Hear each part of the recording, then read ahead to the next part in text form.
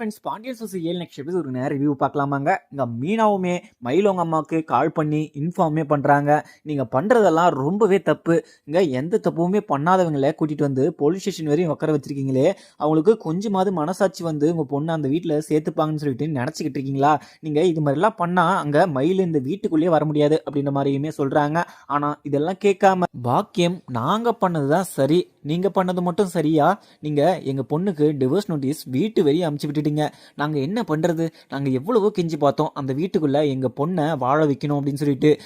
நீங்கள் எதுவுமே கேட்காம இருந்தீங்க, அதனால தான் நான் இது மாதிரி பண்ணிட்டேன். இது மாதிரி பண்ணாவது எங்கள் பொண்ணு அந்த வீட்டில் போய் சேருமான்னு சொல்லிட்டு தான் நான் பண்ணியிருக்கேன். ஆனால் நீயுமே ரொம்ப ஓவராக பேசிகிட்டு இருந்தனா நான் ஊமையிலுமே கேஸ் கொடுத்துருவேன் அப்படின்னு சொல்லிட்டு அங்கே பாக்கியமும் சொல்லிடுறாங்க. இதை கேட்ட மீனாவும், எங்க நான் சொல்கிறத கொஞ்சம் புரிஞ்சுக்கிட்டு நீங்கள் இங்கே வந்து கேஸை வாபஸ் வாங்கினீங்கன்னா மயிலோ அக்காவோட வாழ்க்கை நல்லபடியாக இருக்கும். நீங்கள் இது மாதிரிலாம் பண்ணிக்கிட்டு இருந்தீங்கன்னா கடைசி வரைக்கும் மயிலக்கா அந்த வீட்டில் வந்து இருக்கவே முடியாது அப்படின்னு சொல்லிட்டு எவ்வளவோ கெஞ்சி பார்க்குறாங்க. ஆனால் அவங்க அம்மா திமிரு பிடிச்சிக்கிட்டு என்னாலெல்லாம் வாபஸ் வாங்க முடியாது, இதுக்கு மேலே என் கூட பேசாத அப்படின்னு சொல்லிட்டு கட்டுமே பண்ணிடுறாங்க. உடனே பாக்கியமும் இவ வந்து பேச வந்துட்டா, இவ மேலேயும் கொடுத்துருக்கணும் கேஸ், இவளும் போயிட்டு உள்ள உக்காந்துக்கிட்டு அழுதுருக்கணும் அப்படின்னு சொல்லிட்டு பாக்கியம் கட் பண்ணிடுறாங்க. அதே மாதிரி பாக்கியம் மயில் போனை எடுத்து வச்சுக்கிட்டு மயில்கிட்டயுமே கொடுக்காம இருக்காங்க. ஏன்னா மயில் ஏற்கனவே இது மாதிரி ஒரு பொய் கேஸை கொடுக்கலாமா வேணாவான்னு சொல்லிட்டு யோசிச்சுக்கிட்டு இருந்தாங்க. ஆனா இங்க பாக்கியம் அப்படி இப்படின்னு சொல்லிட்டு சொல்லி அவங்க மேல கேஸையுமே கொடுக்க வச்சுட்டாங்க. ஆனா இதுக்கு மேல என்ன பிரச்சனை நடக்கும் அப்படின்னு சொல்லிட்டு தெரியாம முழிச்சுக்கிட்டு இருக்காங்க இங்க மயிலுமே. அதுக்கப்புறம் பாக்கியமும் மறுபடியும் போலீஸ் ஸ்டேஷன் போயிட்டு அங்க விசாரணை என்ற பேர்ல போலீஸுமே விசாரிக்கிறாங்க. ஆனா அதுக்கப்புறம் பாக்கியம், இவங்க யாருமே வெளியே விடாதீங்க, எங்க பொண்ணு அந்த வீட்டில் போய் எப்போ வாழ்றாளோ அப்போதான் இவங்கெல்லாம் வெளியே விடணும் மேடம், எங்க பொண்ணோட வாழ்க்கைக்கு இப்போ நீங்க தான் ஒரு விட கொடுக்கணும் அப்படின்னு சொல்லிட்டு அங்க இந்த பாக்கியமும் பயங்கரமாக ஃபீல் பண்ணி அழுகிற மாதிரி ஆக்டிங் எல்லாம் பண்ணிக்கிட்டு இருக்காங்க. அதுக்கப்புறம் போலீஸுக்கு கொஞ்சம் சந்தேகமாகவே இருக்குது. இந்த அம்மா அழுகிறத பார்த்தா இந்த அம்மா நடிக்குது போல், அந்த ஃபேமிலி அப்பாவியாக இருக்காங்க, அவங்க மேலே இப்படியேப்பட்ட ஒரு கேஸை கொடுத்து வச்சிருக்காங்களே அப்படின்னு சொல்லிட்டு அங்கே போலீஸுமே கொஞ்சம் கஷ்டமாக தான் இருக்குது.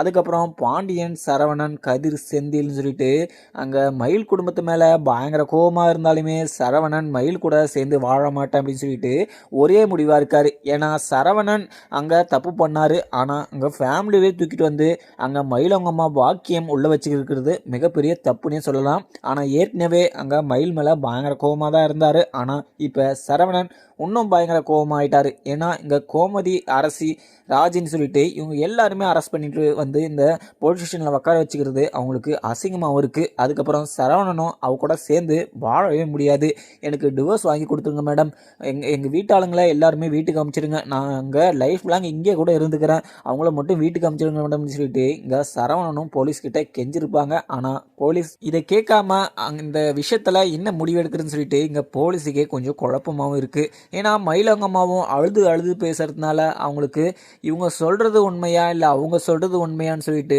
அவங்க மைண்டே குழப்பமாயிடுச்சு. அதுக்கப்புறம் மீனாவுமே நம்ம என்ன பண்ணலாம் அப்படின்னு சொல்லிட்டு யோசிச்சுக்கிட்டு இருக்காங்க. இதுக்கு மேலேயுமே மயில் அவங்க வீட்டில் இருந்து நம்ம வீட்டுக்கு யாருமே வரக்கூடாது, அதே மாதிரி மயிலுமே வரக்கூடாது. ஏன்னா அவங்க அம்மா சொல்கிறத கேட்டுக்கிட்டு அங்கே பொய் கம்ப்ளைண்ட் கொடுக்குறாங்க. நான் இதுக்கு மேலேயுமே சும்மா இருக்க மாட்டேன், சரவணன் வாழ்க்கையை நாம் தான் பார்த்தீங்கன்னா சரி பண்ணி விடணும் அப்படின்னு சொல்லிட்டு மீனாவுமே யோசிச்சு ஏற்கனவே இங்கே காதலிச்சிருந்த அந்த காதலியை கூட்டிகிட்டு வந்து இங்கே சரவணன் கூட சேர்த்து வைக்கணும் அப்படின்ற மாதிரியுமே முடிவு பண்ணுறாங்க. ஏன்னா அந்த நகை விஷயத்தையுமே சொல்லியுமே எந்த பிரயோஜனமும் கிடையாது. ஏன்னா அங்கே பாண்டியன் மேலே கொடுத்துருக்க கேஸு ஸ்ட்ராங்காக இருக்கிறதுனால அந்த எந்த சாட்சியுமே அங்கே செல்லாததுனால இந்த முடிவுமே எடுக்கிறாங்க. ஏன்னா அந்த முடிவு எடுத்தாலும் அது அங்கே மயில் மனசு மாதிரி இங்கே கேஸை வந்து வாபஸ் வாங்குவாங்களா அப்படின்னு சொல்லிட்டு இங்க மீனா யோசிச்சு அந்த பொண்ணு வீட்டுக்குமே போறாங்க. பொண்ணு வீட்டுக்கு போயிட்டு இது மாதிரி அவங்க போலீஸ் ஸ்டேஷன்ல இருக்காங்க, நீங்க வந்தாதான் காப்பாற்ற முடியும் அப்படின்னு சொல்லிட்டு அந்த பொண்ணையுமே கூட்டிட்டு வந்துடுறாங்க. அதுக்கப்புறம் சரவணனும் அவங்க ஃபேமிலி எல்லாருமே நின்றுக்கிட்டு இருக்கிறத பார்த்த அந்த பொண்ணுமே அங்கே சரவணனை பார்த்து ரொம்பவே ஃபீல் பண்ணி நின்றுக்கிட்டு இருக்கு. உடனே நீங்கள் இங்கே வந்து நின்றுக்கிட்டு இருக்கீங்க, என்ன ஆச்சு அப்படின்னு சொல்லிட்டு அந்த பொண்ணு அழுதுகிட்டே சரவணன்கிட்ட கேட்க, உடனே சரவணனும் என்ன சொல்கிறதுன்னு சொல்லிட்டு இவ எதுக்கு வந்திருக்கா அப்படின்ற மாதிரியுமே யோசிச்சுக்கிட்டு நின்றுக்கிட்டு இருக்காங்க. அதுக்கப்புறம் பாண்டியன், செந்தில், கதிர்னு சொல்லிட்டு இவ யார் அப்படின்ற மாதிரியுமே நின்றுக்கிட்டு இருக்க. அதுக்கப்புறம் சரவணனும், நீ எதுக்கு இங்கே வந்திருக்க, நீ இங்கெல்லாம் வரக்கூடாது, நீ பேசாமல் வீட்டுக்கு போ, ஏற்கனவே இங்கே எங்கள் வீட்டு ஃபேமிலியில் நிறைய பிரச்சனை இருக்குது, நீ எதுக்கு வந்திருக்க அப்படின்ற மாதிரியுமே சரவணன் தட்டி கழிச்சிக்கிட்டு இருக்காரு. அதுக்கப்புறம் உங்கள் மீனாவுமே வந்து, அண்ணா நீங்கள் எதுவுமே நினைக்காதீங்கண்ணா, இந்த பொண்ணை நீங்கள் கல்யாணம் பண்ணிக்கோங்க, அங்கே டைவர்ஸ் கொடுக்குறேன் அப்படின்னு சொல்லிட்டு முடிவு ஆயிடுச்சுல்ல, இதுக்கு மேலேயுமே அவங்கள விட்டு வைக்கக்கூடாதுண்ணே. நான் அங்கே ஃபோன் பண்ணி பேசினேன், ஆனால் அவங்க அம்மா மயிலவங்க அம்மா திமுறா என்கிட்ட பதில் சொல்கிறாங்க, அவங்களெல்லாம் சும்மாவே விடக்கூடாதுண்ணே, நீங்கள் வேற ஒரு கல்யாணம் பண்ணிக்கிட்டு இந்த பொண்ணோட சந்தோஷமாக வாழுங்கண்ணே அப்படின்னு சொல்லிட்டு மீனா சொல்கிறத கேட்ட இங்கே பாக்கியமும் பயங்கர கோபமாக தான் நின்றுக்கிட்டு இருக்காங்க. அதுக்கப்புறம் பாக்கியம் மாணிக்கமுக்கு ஃபோன் பண்ணி அங்கே மயிலையுமே இங்கே போலீஸ் ஸ்டேஷனுக்கு கூட்டிகிட்டு வர சொல்கிறாங்க. ஏன்னா மயில் இந்த போலீஸ் ஸ்டேஷனுக்கு வரலன்னா அந்த பொண்ணை இங்கே சரவணன் கல்யாணம் பண்ணிப்பார் அப்படின்றதுனால அங்கே போலீஸ் ஸ்டேஷன்லேயே கூட்டின்னு வர மாட்டேன் அப்படின்னு சொன்னால் பாக்கியம் மாணிக்கம்கிட்ட கால் பண்ணி அங்கே போலீஸ் ஸ்டேஷனுமே கூட்டிகிட்டு வந்துட்டு சொல்கிறாங்க மயிலை. அதுக்கப்புறம் மாணிக்கமும் அங்கே மயிலை கூட்டிக்கிட்டு போலீஸ் ஸ்டேஷனுமே வந்துக்கிட்டு இருக்காங்க. உடனே மயிலும், அப்பா எதுக்காகப்பா என்ன கூட்டிகிட்டு போகிறீங்க, இப்போ அவங்க மேலே பொய் கேஸ் கொடுக்க சொன்னீங்க, நீங்கள் நகை விஷயத்தில் போய் சொன்னீங்க, வயசு விஷயத்தில் போய் சொன்னீங்க, எல்லாமே பொய் சொல்ல சொன்னீங்க, நானுமே சொல்லிட்டேன், ஆனால் இப்போ கஷ்டத்தை அனுபவிச்சுக்கிட்டு இருக்கு நான் மட்டும்தான், இப்போ அவங்க ஃபேமிலி மேலே கேஸ் கொடுக்க சொன்னீங்க, அதுவுமே பண்ணிட்டேன், இப்போ எங்கப்பா கூட்டிகிட்டு போயிட்டுருக்கீங்க அப்படின்னு சொல்லிட்டு இங்கே மயிலுமே கேட்டுக்கிட்டு இருக்க. உடனே மாணிக்கமும், மயிலு நீ கொஞ்சம் நேரம் சைலண்டாக இருக்கியா, உங்கள் அம்மா தான் போலீஸ் ஸ்டேஷன்லேருந்து கால் பண்ணா, அவள் டக்குன்னு வர சொல்லியிருக்கா, என்ன பிரச்சனைன்னு சொல்லிட்டு என்கிட்ட சொல்லலை அப்படின்னு மாதிரியுமே மாணிக்கம் சொல்லிடுறாரு. அதுக்கப்புறம் மயிலுமே பதட்டமாகவும் உட்காந்து யோசிச்சுக்கிட்டு வராங்க. அதுக்கப்புறம் மீனாவும் சரவணன் கிட்ட சொன்னதை கேட்டதும் சரவணனும் அங்கே யோசிச்சுக்கிட்டு நின்றுக்கிட்டு இருக்காங்க. உடனே, தமிழ் என்னை கட்டிக்கிறதுக்கு உனக்கு சம்மதமா, எனக்கு ஏற்கனவே கல்யாணம் ஆயிடுச்சு அப்படின்னு சொல்லிட்டு உனக்கே தெரியும், ஆனால் நீ ரெண்டாவது கல்யாணம் பண்ணிப்பியா, ஏன்னா நீ ஏற்கனவே கல்யாணம் பண்ணாமல் என்னை நினச்சிக்கிட்டே வீட்டில் இருக்க அப்படின்னு சொல்லிட்டு நான் கேள்விப்பட்டேன், ஆனால் ரெண்டாவது கல்யாணம் என்னை பண்ணிக்கிறதுல உனக்கு மனப்பூர்வ சம்மதமா, அதுவும் இல்லாமல் உங்கள் வீட்டில் எல்லாருமே ஒத்துப்பாங்களா அப்படிங்கிற மாதிரியுமே அங்கே தமிழ்கிட்ட கேட்குறாங்க. தமிழுமே, எங்க நான் உங்களை கல்யாணம் பண்ணிக்கிறதுக்கு தான் நான் இவ்வளோ நல்லா வெயிட் பண்ணிக்கிட்டு இருந்தேன், ஆனால் அந்த பொண்ணு இவ்வளோ பெரிய துரோகியாக இருப்பாங்கன்னு சொல்லிட்டு நான் நினச்சி கூட பார்க்கல, நான் உங்களை கல்யாணம் பண்ணிக்கிறதுல எனக்கு மனப்பூர்வ சம்மதம், நான் எனக்கு வீட்டில் யாருக்குமே பிடிக்கலன்னா கூட பரவாயில்ல, நான் கட்டிக்கிட்டு உங்கள் கூட சேர்ந்து சந்தோஷமாக வாழ ஆசைப்படுறேன் அப்படின்னு மாதிரியுமே அங்கே தமிழுமே சொல்லிட்டுறாங்க. இதை கேட்ட சரவணன், பாண்டியன், செந்தில், கதிர், கோமதி, ராஜ், அரசின்னு சொல்லிட்டு இவங்க நின்றுக்கிட்டு ரொம்பவே ஆச்சரியமாகவும் நின்றுக்கிட்டு இருக்காங்க. உடனே பாண்டியனும் வந்து, சரவணா என்னடா பண்ணிக்கிட்டு இருக்க, இருக்கிற பிரச்சனையில் இது ஒரு பிரச்சனையா, நீ இப்போ கல்யாணம் வேறு பண்ணிக்க போறியா, இங்கே போலீஸ் ஸ்டேஷனில் இருந்து நம்ம என்னடா பண்ண முடியும், நீ இப்போல்லாம் எதுவுமே யோசிக்காதடா, நம்ம அதுக்கப்புறம் பார்த்துக்கலாம், இந்த பிரச்சனையிலேருந்து ஃபஸ்ட்டு வெளியே வரணும், அதுக்கப்புறம் நம்ம எல்லா விஷயத்தையுமே பார்த்துக்கலாம் அப்படின்ற மாதிரியுமே பாண்டியன் சொல்லிக்கிட்டு இருக்காங்க. உடனே இங்கே மீனாவுமே, மாமா நீங்கள் எதுவுமே அங்கே அண்ணங்கிட்ட சொல்லிக்கிட்டு இருக்காதீங்க, ஏன்னா அவங்க இவ்வளோ வரையும் வந்துட்டாங்கல்ல, நம்ம இதுக்கு மேலேயுமே சும்மாவே இருக்கக்கூடாது, நம்ம இப்போவே இங்கேவே அங்கே தமிழ்ச்செல்வி இது கழுத்தில் தாலியை கட்டணும் அப்படின்னு மாதிரியுமே மீனாவுமே சொல்லிடுறாங்க. மீனா சொல்கிறத கேட்ட கோமதிக்கும் கொஞ்சம் இதில் சம்மதமாகவும் இருக்குது. ஏன்னா கோமதி ரொம்பவே பார்த்தீங்கன்னா கஷ்டப்பட்டுட்டாங்க, ஏன்னா மயில் ஃபேமிலி அவ்வளோ பெரிய விஷயம் பண்ணியிருக்காங்க அப்படின்னு சொல்லிட்டு கஷ்டமாக உக்காண்டிருந்தாங்க, ஆனால் அதுக்கு மேலே இன்னொரு கஷ்டத்தை கொடுத்துட்டாங்க, ஏன்னா ஃபேமிலியோடையே தூக்கிட்டு வந்து போலீஸ் ஸ்டேஷன் வரையும் வர வச்சுட்டாங்க. இதுக்கு மேலேயுமே எனக்குமே சரவணன் அந்த தமிழ்ச்செல்வி பொண்ணை கல்யாணம் பண்ணிக்கிறது தான் எனக்குமே சரின்னு படுதுங்க, நீங்கள் என்ன நினைக்கிறீங்க அப்படின்ற மாதிரியுமே அங்கே பாண்டியன்கிட்ட சொல்லிடுறாங்க. உடனே பாண்டியனும் அங்கே யோசிச்சுக்கிட்டே நின்றுக்கிட்டு இருக்க, சரவணா நீ என்ன முடிவு எடுத்தாலுமே எனக்கு அது சம்மதம், ஏன்னா ஏற்கனவே உனக்கு அந்த பொண்ணை கல்யாணம் பண்ணி வச்சு நான் மிகப்பெரிய தப்பு பண்ணிட்டேன், இதுக்கு மேலேயுமே நான் உன் விஷயத்தில் இது எந்த முடிவு எடுக்கிறதுன்னு எனக்கு சுத்தமாக புரியலை அப்படின்னு சொல்லிக்கிட்டு இருக்காங்க. அதுக்கப்புறம் இங்கே சக்திவேலும் முத்துவேலும் போலீஸ்கிட்ட போயிட்டு, மேடம் அந்த ஃபேமிலி எந்த தப்பும் பண்ணியிருக்காது மேடம், அங்கே அந்த கேஸ் கொடுத்தாங்களே அந்த ஃபேமிலி ஊரெல்லாம் கடன் வாங்கிட்டு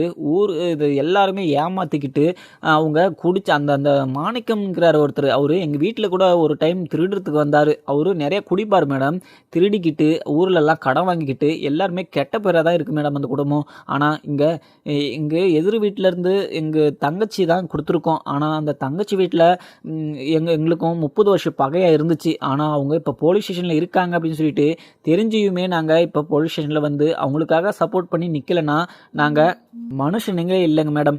ஆனால் நாங்கள் 30 வருஷம் பகையாக இருந்தாலுமே ஆனால் பாண்டியன் ஒரு பொண்ணை வரதட்சணை கொடுமை அந்த பொண்ணை கொடுமை பண்ணுற விஷயமெல்லாம் அவங்க ஃபேமிலியில் ஒருத்தர் கூட கிடையாது மேடம்.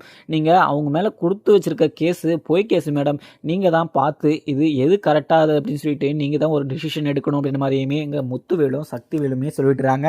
அதுக்கப்புறம் உங்கள் போலீஸுமே கேட்டு சார் எனக்கு இந்த விஷயத்தில் என்ன முடிவு எடுக்கிறதுன்னு சொல்லிட்டு தெரியல. அந்த பொண்ணுங்க அம்மா இங்கே ஓன்னு வந்து அழுதுகிட்டே இருக்காங்க. நான் அவங்க சொல்கிறத நம்புறதா இல்லை நீங்கள் சொல்கிறத நம்புறதான்னு சொல்லிட்டு எனக்கு கொஞ்சம் கூட புரியல சார். ஆனால் அவங்க அம்மா இது நடிக்கிறாங்க அப்படின்ற விஷயம் மட்டும் எனக்கு தெரியும். ஆனால் இதில் பொண்ணு இன்வால்வ் ஆகிருக்கிறதுனால இந்த கேஸை நான் எப்படி எடுத்துக்கிறதுன்னு கூட தெரியல சார் அப்படின்னு சொல்லிட்டு அங்கே போலீஸுமே சொல்லிடுறாங்க. சரிங்க சார், நான் உங்கள் சைடு சாதகமாக வர மாதிரி நான் ட்ரை பண்ணுறேன். ஆனால் அங்கே ஜட்ஜி தான் இதில் முடிவெடுக்க வேண்டியதாக இருக்கும். ஏன்னா இவங்கள சிறை ஜெயிலில் கூட போகிறதுக்கு வாய்ப்பு உண்டு. ஏன்னா பொண்ணு கேஸ் இந்த வரதட்சணை குடும்ப கேஸ் எல்லாம் இருக்குது, நிறைய கேஸ் இருக்குது. அது மாதிரி கேஸ் எல்லாம் இது மாதிரி தான் சார் முடிஞ்சிருக்கு. ஆனால் நீங்கள் நல்ல ஒரு அட்வொகேட் கிட்ட வச்சு நீங்கள் இவங்கள வெளியே எடுக்க பாருங்கள் சார். இந்த கேஸு சாதாரண கேஸ் இல்லை சார். நீங்கள் எப்படியாவது நல்ல ஒரு வக்கீலை வச்சு நீங்கள் இவங்கள வெளியே எடுக்கிறதுக்கு பாருங்கள் அப்படின்னு சொல்லிட்டு போலீஸுமே அங்கேருந்து கிளம்பிடுறாங்க. இங்கே முத்துவேலுக்கும் சக்திவேலுக்கும் என்ன பண்ணுறதுன்னு சொல்லிட்டு தெரியாமல் முழிச்சுக்கிட்டு இருக்க. அதுக்கப்புறம் இங்கே சரவணனும் அந்த பொண்ணை கல்யாணம் பண்ணிக்கிறதுக்காக ஓகேன்னு சொல்லிடுறாங்க. அந்த பொண்ணுமே எங்கே சரவணனை கல்யாணம் பண்ணிக்கிறதுக்கு சம்மதிச்சுமே இடுறாங்க. அதுக்கப்புறம் மீனாவும் பாக்கியத்தை பார்த்து முறைச்சிக்கிட்டு இருக்க. அதுக்கப்புறம் இங்கே மாணிக்கம் மயிலுன்னு சொல்லிட்டு 2 பேரும் இங்கே போலீஸ் ஸ்டேஷன் வந்துடுறாங்க. உடனே இங்கே பாக்கியமும் மீனா கிட்ட மயில் கிட்ட போயிட்டு மயில் இந்த போலீஸ் ஸ்டேஷன்லேயே இன்னொரு பொண்ணு கூட கல்யாணம் பண்ணுறதுக்கு பொண்ணவே கூட்டிகிட்டு வந்துட்டு இருக்காங்க. நீ என்னன்னு கேளு மயில். இங்கே இப்படியே விட்டா உன்னோட வாழ்க்கை நாசமாக தான் போகும். இதுக்கு மேலேயுமே நீ சும்மா இருக்கக்கூடாது. அழு மயில், அழுது இங்கே ஆர்ப்பாட்டம் பண்ணு. அப்போ தான் அந்த கல்யாணம் நிற்கும். அதே மாதிரி அங்கே சரவணனுக்கும் ஆயில் முழுக்க வெளியே வராத மாதிரி நம்ம பண்ணி விட்டுடலாம் அப்படின்னு சொல்லிட்டு இங்கே பாக்கியமும் இன்னொரு லைனை எடுத்துமே விடுறாங்க. அதுக்கப்புறம் இங்கே என்னடா சவுண்டு அப்படின்னு சொல்லிட்டு இங்கே இன்ஸ்பெக்டருமே வெளியே வரவும் உடனே இங்கே மயில் அழுதுகிட்டு இருக்கிறத பார்த்துட்டு அம்மா என்னம்மா எதுக்காக அழுதுகிட்டு இருக்கீங்க, என்ன விஷயம் அதை சொல்லுங்க அப்படின்ற மாதிரியுமே போலீஸ் கேட்குறாங்க. அதுக்கப்புறம் இங்கே மயிலுமே மேடம் நாங்கள் தப்பு பண்ணது உண்மைதான், ஆனால் எல்லா விஷயமும் அவங்ககிட்ட இருந்து மறைச்சது உண்மைதான். ஆனால் அவங்க மேலே வச்சுருந்த பாசம் இது மிகப்பெரிய பாசத்தை வச்சுட்டு இருந்தேன். ஆனால் இந்த பொய்யையுமே சொல்ல சொன்னது எங்கள் அம்மாவும் எங்கள் அப்பாவும் தான். ஆனால் இந்த கல்யாணம் நடக்கணும் அப்படின்னு சொல்லிட்டு நான் இந்த பொய்யையுமே சொல்லிட்டேன். ஆனால் இப்போ கஷ்டத்தை அனுபவிச்சுக்கிட்டு இருக்குது நான் மட்டும்தான். அந்த ஃபேமிலி கூட சேர்ந்து நான் வாழணும் மேடம், என்ன அந்த ஃபேமிலி கூட சேர்த்து வைங்க அப்படின்னு சொல்லிட்டு இங்கே மயில் அழுதுகிட்டு இருக்கிறத பார்த்த போலீஸுமே என்னம்மா உங்கள் அம்மா தான் வந்து அவங்க மேலே கேஸ் கொடுத்துருக்காங்க, அவங்க கொடுத்த கேஸு உண்மையா ஃபஸ்ட்டு அப்படின்னு சொல்லிட்டு இங்கே போலீஸ் கேட்குறாங்க. உடனே மயிலும் மேம் அவங்க சொல்கிறதெல்லாம் எதுவுமே உண்மை இல்லை மேடம், நாங்கள் அவங்க மேலே கொடுத்த கேஸு பொய் கேஸு தான் மேடம், எங்களை மன்னிச்சிக்கோங்க. ஆனால் அவங்க ஃபேமிலியில் சேர்ந்து வாழணும் அப்படின்றதுனால தான் நான் இந்த ஒரு பொய்யை கூட நான் சொன்னேன். ஆனால் அவங்க இந்த அளவுக்கு வருவாங்க அப்படின்னு சொல்லிட்டு நான் கொஞ்சம் கூட எதிர்பார்க்கல மேடம். இதுக்கு மேலேயுமே நான் உண்மையை சொல்லலைன்னா என்னை விட முட்டாள் வேறு யாருமே இருக்க மாட்டாங்க. நான் சரவணன் மாமா கூட சேர்ந்து சந்தோஷமாக வாழணும் மேடம், என்ன அவங்க கூட சேர்த்து வைங்க மேடம் அப்படின்னு சொல்லிட்டு கையை எடுத்து கும்பிட்டுக்கிட்டு இருக்காங்க அங்கே மயிலுமே. அதுக்கப்புறம் மீனாவும் மேடம் அவங்க எக்கச்சக்க போய் சொல்லியிருக்காங்க, அதுவும் இல்லாமல் அவங்க ப்ரெக்னெண்ட்டாக இருக்கேன் அப்படின்னு சொல்லிட்டு சொன்ன போய் தான் மேடம் எங்கள் ஃபேமிலியிலே எல்லாருக்குமே ரொம்பவே கஷ்டமாக இருந்துச்சு.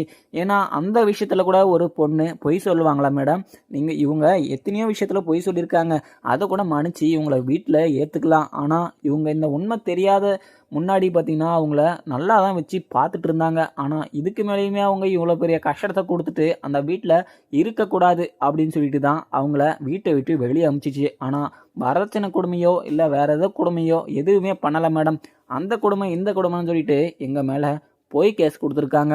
இவங்க சொல்கிறத எதுவுமே நம்பாதங்க மேடம், அங்கே ஃபேமிலியே பார்த்தீங்கன்னா ஃப்ராடு ஃபேமிலி மேடம் அப்படின்னு சொல்லிட்டு இங்கே மீனாவுமே எல்லா விஷயத்தையுமே போலீஸ்கிட்டையுமே சொல்லிடுறாங்க. ஏன்னா மீனா இது மாதிரி ஒரு விஷயத்த பண்ணியிருக்க மாட்டாங்க. ஆனால் இங்கே பாக்கியத்துக்கிட்டையுமே கால் பண்ணி எல்லா விஷயத்தையுமே சொன்னாங்க. ஆனால் பாக்கியம் மீனா சொன்னதை எதுவுமே கேட்காம எல்லார் மேலேயுமே ஸ்ட்ராங்காக கேஸ் கொடுத்துட்டு அந்த வீட்டில் மயிலை வாழ வைக்கிறீங்களா அப்படின்ற மாதிரியுமே கேட்டுட்டு நீங்கள் அந்த வீட்டில் சேர்த்துக்கினா அந்த வாபஸை வாங்குறேன் அப்படின்னு சொல்லிட்டு திமிரா பதில் சொன்னதை கேட்ட மீனாவுமே பயங்கர கோவமாகவும் இந்த முடிவை எடுத்து இதுக்கு ஓகேவுமே பண்ணிட்டாங்க. இப்போ எல்லா உண்மையும் வந்துருச்சு அப்படின்றதுனால இவங்க எல்லாருமே ரிலீஸ் பண்ணுறாங்க. ஆனால் இவங்க இந்த மாதிரி இப்போ ஒரு பொய் கேஸை கொடுத்ததுனால அவங்கள 2 பேரையும் தான் உள்ளே தூக்கி போடணும். பரவாயில்லைங்களாம்மா அப்படின்னு மாதிரியுமே அங்கே மயில்கிட்ட போலீஸுமே சொல்கிறாங்க. உடனே மயிலுமே பதட்டமாக நின்றுக்கிட்டு, மேம் நாங்கள் பொய் கேஸ் கொடுத்தது உண்மைதான். ஆனால் என்னோட வாழ்க்கையே நீங்கள் யோசிச்சு கூட பார்க்க மாட்டீங்களே. அவங்க கூட சேர்ந்து வாழணுன்றதுனால தான் நாங்கள் இந்த கேஸவே போட்டோம். அதே மாதிரி என்னோட விருப்பம் இல்லாமல் அவங்க இந்த டிவோர்ஸ் நோட்டீஸை எங்கள் வீட்டுக்கு அமுச்சதுனால தான் எங்களுக்கு கோவம் வந்து அது மாதிரி எங்கள் அம்மாவும் அப்பாவும் 2 பேரும் கோவம் வந்து அது மாதிரி ஒரு விஷயத்த முடிவு எடுத்துட்டாங்க. என்னை மன்னிச்சுக்கோங்க மேடம் சொல்லிட்டு எங்கள் மயிலுமே கெஞ்சிக்கிட்டு இருக்காங்க. அதுக்கப்புறம் என்னதுன்னு பார்க்கலாமாங்க. வீடியோ பிடிச்சதா லைக் பண்ணுங்கள். Thank you friends.